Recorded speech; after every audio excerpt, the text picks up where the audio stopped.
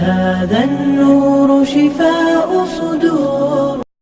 حکایت میکند که ابراهیم ادهم رضی الله تعالی عنه از بازار در شهر بصره میگذشت.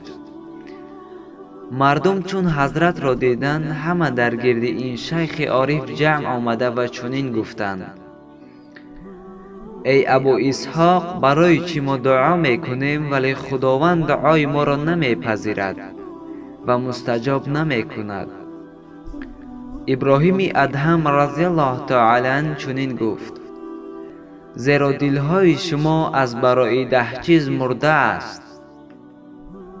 یکم، خداوند را شناخته اید ولی حقش را ادا نمی کنید. دوم، دعوا می کنید که پیغمبر ما محمد صلی الله علیه و سلم را دوست می دارید ولی در حالی که سنت های او را ترک کرده اید و به اهمیتی می کنید در آن.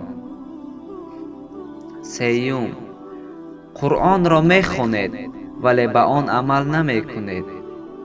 چهارم، نعمت های خداوند را می خورید و استفاده می برید ولی شکر آن را ادا نمی کنید.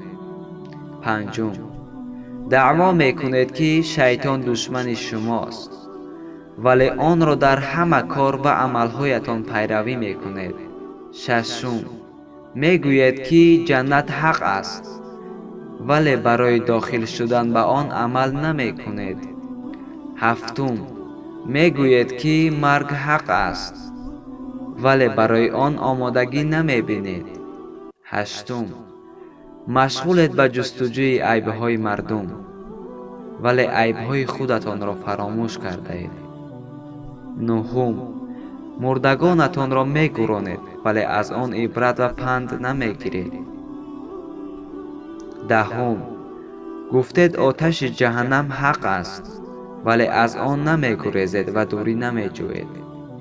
دوستان، این ویدیو را نشر کنید، شاید به سبب نشر شما در دل کسی تأثیر کند در ثواب شریک شوید، زیرا پیغمبر صلی الله علیه و سلم می‌فرماید یک سخن خوب را به مردم رسانیدن صدقه جاریه است.